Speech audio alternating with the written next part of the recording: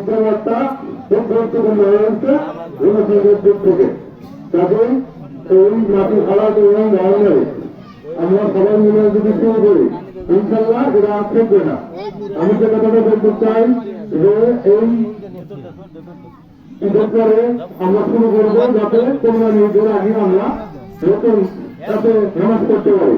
এই জন্য গ্রামের সকলের সাথে আমি একমত এবং সহযোগিতা করব কাজ নিষ্পত্তির লক্ষ্যে আলোচনা করে যা যা পাওয়া দরকার যা যা দরকার আমি দেবো এবং অন্য দেখাশোনা আমি দেবো যাতে কাজটা আমাদের শেষ হয়ে যায়। সবাইকে ধন্যবাদ। আসসালামু আলাইকুম। আলহামদুলিল্লাহ আলহামদুলিল্লাহ আমরা সকলে খুশি করেন। আমার পরে আরো প্রয়োজন ছিল সময় ব্যবহার করতে পারলাম না।